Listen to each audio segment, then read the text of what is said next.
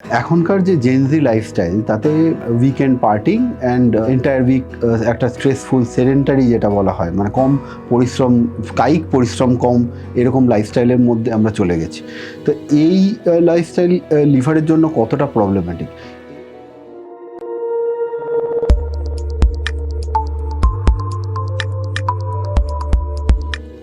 নমস্কার, আমি doctor Debjyoti Chakraborty, consultant gastroenterologist, Ruby hospital. আজকে আমরা কথা বলতে চলেছি ওয়ার্ল্ড লিভার ডে উপলক্ষে লিভার নিয়ে।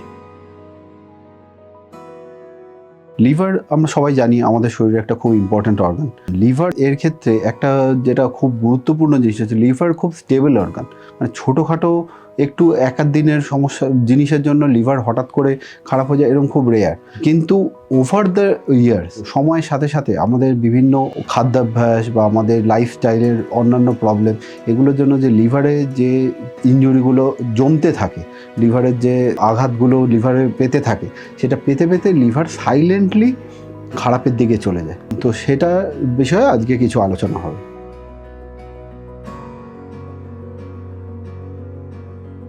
এখনকার যে জেনজি লাইফস্টাইল তাতে weekend partying and entire week একটা স্ট্রেসফুল সেডেন্টারি যেটা বলা হয়, মানে কম পরিশ্রম, কায়িক পরিশ্রম কম, এরকম লাইফস্টাইলের মধ্যে আমরা চলে গেছি। তো এই লাইফস্টাইল লিভারের জন্য কতটা প্রবলেম্যাটিক। এই লাইফস্টাইল অ্যাকচুয়ালি আপনি হয়তো একদিন বা একটা উইকেন্ডে কিছু হবে না, কিন্তু ওভার দ্য ইয়ার্স, দিনের পর দিন যদি এই লাইফস্টাইল চলতে থাকে, তাহলে তার জন্য ধীরে ধীরে লিভারে সাইলেন্টলি ইনজুরি অ্যাকিউমুলেট করতে থাকবে। লিভারের যখন এই রোগগুলো অ্যাকিউমুলেট করতে থাকে, ইনিশিয়ালি যদিও সেগুলোকে রিভার্সিবল হয়, মানে এটাকে আবার নর্মালে ফেরানো যায় খাদ্যাভ্যাস বা এক্সারসাইজ বা এগুলো করে, যে জীবনশৈলী পাল্টে, কিন্তু ধীরে ধীরে এটা একটা সময় আছে যখন এটা আর রিভার্সিবল থাকে না, মানে এটা থেকে আর নর্মালে ফেরা যায় না। কিন্তু মুশকিলের ব্যাপারটা হচ্ছে এই পুরো জিনিসটাই ঘটে সাইলেন্টলি, মানে আপনার বাইরে থেকে সেরকম কোনো লক্ষণ থাকে না যে আপনি বুঝতে পারবেন যে আমার লিভারে ড্যামেজ হচ্ছে। সেই কারণেই এই কথাগুলো আজকে আমরা আলোচনা করছি।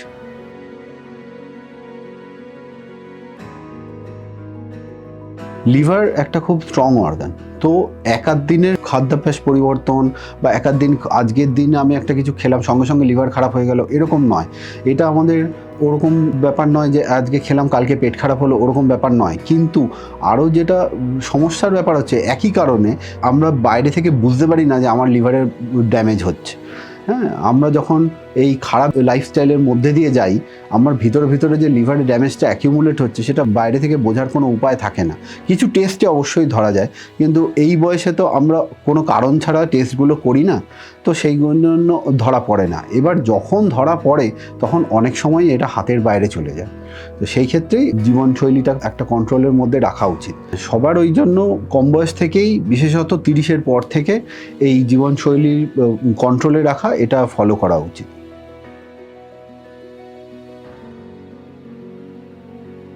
যেমন আমাদের জনসংখ্যার একটা বিরাট অংশ হচ্ছে নিজেদের লিভারের হেলথের সম্পর্কে ওয়াকিবহাল নয়, তেমন অনেকে আবার সঠিকভাবে ওয়াকিবহাল নয়। মানে আমি যেটা বলতে চাইছি যে তারা হচ্ছে হয়তো নিজের শরীরের ভালো হবে ভেবে অনেক কিছু করছেন, যেটা অ্যাকচুয়ালি ভালো নাও হতে পারে। এইভাবে আমি কথাটা বলতে চাইছি যে অনেকে হচ্ছে, ধরুন যারা আমরা এরকম দেখি অনেক পেশেন্টের ক্ষেত্রে, যারা হচ্ছে ধরুন জিম করছে, জিম করা ভালো, ডেফিনেটলি রেজিস্ট্যান্স এক্সারসাইজ এগুলো করা ভালো, হ্যাঁ সেটা ডেফিনেটলি ভালো। কিন্তু তারা অনেক সময় এমন ডায়েট বা এমন ওষুধ বেছে নিচ্ছেন যেটা কোনো ফিজিশিয়ান রেফার করেননি তাকে, তার ফলে হচ্ছে তার মারাত্মক ক্ষতি হতে পারে, এবং অনেক ক্ষেত্রে হয়ও। যেমন অনেক হচ্ছে হরমোনাল সাপ্লিমেন্টস বা অনেক হচ্ছে যে ওয়েট লস সাপ্লিমেন্টস, যেগুলো অ্যাকচুয়ালি যার কম্পোজিশন এর সমস্ত কিছু নট ওয়েল রেকগনাইজড বা ওয়েল ডকুমেন্টেড, এবং তার ফলে কি কি সাইড এফেক্ট হতে পারে সেটা অনেকেই যিনি ব্যবহার করছেন উনি জানেন না। অনেক সময় দেখা যায় যে এইগুলো থেকে লিভার ইনজুরি হয়। যেমন যে হরমোনাল সাপ্লিমেন্ট যেগুলো মাসেল মাস বাড়ানোর জন্য ব্যবহার করা হয় অনেক ক্ষেত্রে, তো সেগুলোর জন্য কিন্তু লিভারে ইনজুরি বাড়াবাড়ি রকমের হতে পারে। এটা হয়তো অনেক সময় বাইরে থেকে বোঝা যায় না, এটা হয়তো লিভার ইনজুরিটা চলছে, কিন্তু তখন যখন অন্য আরেকটা কারণে লিভার ইনজুরি হয়, সেটা লাইফস্টাইলের জন্য হতে পারে বা ধরুন কোনো ইনফেকশন হলো, তখন দুটো মিলে একটা মারাত্মক আকার ধারণ করতে পারে।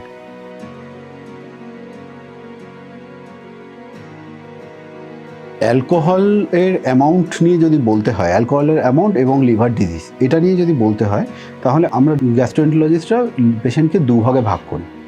এক হচ্ছে যেটা বেশি গুরুতর, যাদের জন্য হচ্ছে কোনো সেফ লিমিট নেই, যাদের এক ড্রপও অ্যালকোহল খাওয়া উচিত না, তাদের হচ্ছে ফ্যাটি লিভার আছে, যাদের হচ্ছে সিরোসিস আছে, যারা হচ্ছে প্রেগনেন্ট, যারা হচ্ছে অন্য কোনো কারণে লিভার ডিজিজ যেমন হেপাটাইটিস বি বা সিতে ভুগছেন, অথবা যাদের হচ্ছে একবার প্যানক্রিয়াটাইটিস হয়ে গেছে। হ্যাঁ, এরকম পেশেন্টদের এক ড্রপ, এদের কোনো মডারেট বা সেফ লিমিট হয় না, এদের একদমই খাওয়া উচিত না। বাকি সাধারণ লোকের ক্ষেত্রে অ্যালকোহলের স্ট্যান্ডার্ড যেটা ইন্টারন্যাশনালি যেটা অ্যাকসেপ্টেড গাইডলাইন্স, সেটা হচ্ছে 10 থেকে 14 গ্রাম অ্যালকোহল। এবার এই কথাটা বললে সাধারণ লোকের পক্ষে বোঝা খুব সমস্যাদায়ক। 10 থেকে 14 গ্রাম অ্যালকোহল পার উইকে, যেটা বলতে এক ড্রিঙ্ক বোঝায়, যেটা কিনা ট্রান্সলেট করে রাফলি যেগুলো আমাদের 40% যেই অ্যালকোহলগুলো থাকে সেটা 30 ml, আর বিয়ারে ধরুন 250 ml, আর ওয়াইনে 100 to 120 ml এরকম। এটা হচ্ছে এক ড্রিঙ্ক।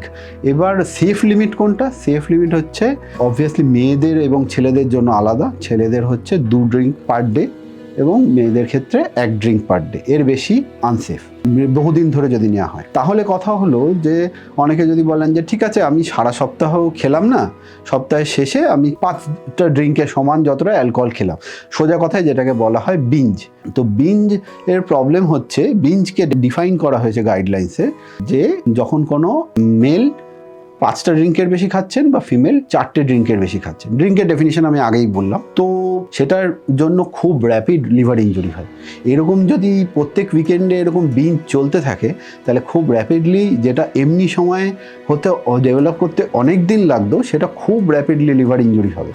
এবং এর সঙ্গে আরেকটা রিস্ক থাকছে, যদি অন্যান্য পার্টিংয়ের সঙ্গে অন্যান্য জিনিস যেগুলো যুক্ত, মানে ধরুন কোনো ব্যথার ওষুধ খেলেন বা অন্য কোনো ওষুধ তার চলছে, তিনি সেটা বুঝতে পারছেন না যে অ্যালকোহলের সঙ্গে সেটা কীভাবে রিয়্যাক্ট করবে, এগুলো তো আরও লিভার রিস্ক বাড়িয়ে দেয়। তো এই ব্যাপারটা একরকম। দ্বিতীয় কথা হচ্ছে এই যে গাইডলাইন্সগুলো, যে এই সেফ লিমিট অফ অ্যালকোহল, এগুলো বেশিরভাগই হচ্ছে আমাদের ওয়েস্টার্ন গাইডলাইন্স। ইন্ডিয়ানদের ক্ষেত্রে এরকম এক্স্যাক্ট ডেফিনিশন নেই, তো আমরা এগুলো ব্যবহার করি, কিন্তু এটা দেখা গেছে যে ইন্ডিয়ানদের জন্য সেফ লিমিটটা আরও কম। যেটা ওরা স্ট্যান্ডার্ড ড্রিঙ্ক 14 গ্রাম বলে বা যেটা 30 ml, তো সেটা অ্যাকচুয়ালি ইন্ডিয়ান ফিজিকে, যেটা বিএমআই এসবে কনসিডার করলে এই কাট অফটা আরও কম হওয়া উচিত।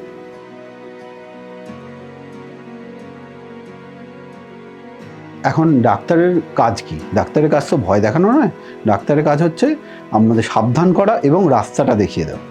তো এই যে লিভারের রিস্কগুলো কী কী বললাম, এবার এর থেকে বেরোনোর উপায় কী? বেরোনোর উপায় 3টে আমার মতে, আমি যেটা সবাইকে বলি। এক হচ্ছে খাওয়া কন্ট্রোল। খাওয়া কন্ট্রোল বলতে কি, সায়েন্টিফিক্যালি দেখা গেছে যে ডায়েটটাকে বলা হয় মেডিটেরেনিয়ান ডায়েট, মানে লিন প্রোটিন বেশি। মোদ্দা কথা হচ্ছে মিষ্টি এবং রেড মিট বর্জন করুন। মিষ্টি বলতে কোল্ড ড্রিঙ্কস, এসব সমস্ত কিছু, কোল্ড ড্রিঙ্কস, চকলেট ইত্যাদি সমস্ত কিছু, এবং ভাত রুটি এগুলো কম পরিমাণে খান। কার্বোহাইড্রেট যেগুলো, খাবারের একটা বড় পোর্শন রাখুন সবজি, ফল ইত্যাদি। স্ন্যাক্সে ফল খাওয়ার চেষ্টা করুন। আর লিন যে প্রোটিন সেগুলো বেশি করে খান, যেমন চিকেন, এগ হোয়াইট এবং মাছ খুবই ভালো। এই হচ্ছে একটা ডায়েট প্ল্যান মোটামুটি। এবার দ্বিতীয়ত ব্যাপার হচ্ছে এক্সারসাইজ আমাদের সবারই একটা ফিজিক্যাল অ্যাক্টিভিটি 150 মিনিট করে পার সপ্তাহে করা উচিত, এরকম গাইডলাইন্সে বলে। এরকমভাবে মেনে তো করা উচিত না, সম্ভব না। যদি আর কিছু করতে নাও পারেন, যারা খুব স্ট্রেসফুল জবের মধ্যে থাকেন, সেডেন্টারি একদম সময় নেই, তাদের ক্ষেত্রে আমি বলি আপনি আধ ঘন্টা হনন করে হাঁটুন, হ্যাঁ, যাতে ঘাম বেরিয়ে যায়। এরকম পায়চারি করা নয়, আধ ঘন্টা ঘাম বেরিয়ে যায় এরকমভাবে হাঁটুন অ্যাটলিস্ট। আর তার সাথে যদি আপনি কোনো রেজিস্ট্যান্স এক্সারসাইজ 2 দিন করে সপ্তাহে করতে পারেন, তাহলে আরও ভালো। তৃতীয় জিনিস যেটা বলার, যে একটা হচ্ছে খুব ইম্পর্টেন্ট, যেটা এখন আসছে উঠে, যে স্লিপ ডিপ্রাইভেশন, যেটা আমাদের ইয়াং পেশেন্টসের জন্য খুব ইম্পর্টেন্ট। স্লিপ ডিপ্রাইভেশন মানে যখন ঘুমটা অনেক দিন ধরে খুব কম পরিমাণে ঘুম হচ্ছে। স্পেসিফিক্যালি এটা, এই যে স্লিপের প্রবলেমটা, এটাও 3 ধরনের হতে পারে। এক হচ্ছে যারা অনেক লেট ঘুমাতে যান, আর 2 হচ্ছে যারা শিফটের জন্য নাইট শিফটে কাজ করেন, তৃতীয়ত হচ্ছে যাদের কোনো সমস্যা আছে, যাদের জন্য স্লিপের প্রবলেম হয়। যেমন একটা আমরা আজকাল মানে খুব কমনলি দেখা যাচ্ছে যেটা অবস্ট্রাকটিভ স্লিপ অ্যাপনিয়া। তো এর জন্য আপনি কি করবেন? এর জন্য হচ্ছে যাদের ক্ষেত্রে স্লিপ সাইকেলের প্রবলেম হচ্ছে, যেমন শিফট ওয়ার্কের জন্য, তাদের সবসময় খেয়াল রাখতে হবে যে আমার লিভারের দিক থেকে বলতে গেলে, যে আমার লিভার ডিজিজ হওয়ার চান্স আর অন্যদের থেকে বেশি। সেক্ষেত্রে তাদেরকে চেষ্টা করতে হবে ওয়েটটা খাওয়া দাওয়া, অ্যালকোহল এগুলো বেশি কন্ট্রোল করা অন্যদের থেকে। দ্বিতীয়ত হচ্ছে যে বাড়ির লোকেদের খেয়াল রাখতে হবে যে বাড়ির লোকের কারো নাক ডাকছে কিনা, তার জন্য তার ঘুমের সমস্যা হচ্ছে কিনা, দিনের বেলা ঝিমুনি আসছে কিনা, যেটা কিনা অবস্ট্রাকটিভ স্লিপ অ্যাপনিয়া হতে পারে। দেখা গেছে যাদের এই অবস্ট্রাকটিভ স্লিপ অ্যাপনিয়া হয়, ওয়েট গেইন এসবের জন্য যে লিভার ড্যামেজ সেটা তাদের ক্ষেত্রে আরও তাড়াতাড়ি হয় এবং ড্যামেজটা আরও বেশি হয়। তো এরকম থাকলে এর চিকিৎসা করা দরকার। তো এই তিনটে জিনিস মানে খাওয়া, এক্সারসাইজ, ঘুম, এই তিনটে। এছাড়া হচ্ছে যেটা আগেও বললাম যে আনরেগুলেটেড মেডিসিন, আমি জানি না কি আছে এই সাপ্লিমেন্ট, কিন্তু কেউ আমার বন্ধু বলেছে এটা খেলে মাসেল মাস বাড়ে বা ওয়েট কমে, বা কেউ আমি অনলাইনে কোনো অ্যাড দেখলাম, দেখে খেতে আরম্ভ করলাম, এটা একদমই করবেন না। এরকমভাবে প্রচুর কেস রিপোর্ট আছে যাতে এরকমভাবে পেশেন্টের পার্মানেন্টলি লিভার ইনজুরি, এমনকি ডেথও হতে পারে লিভার ফেলিওর হয়ে। ভালো থাকবেন সবাই, আর এটা মনে রাখবেন, মাই লিভার মাই লাইফ।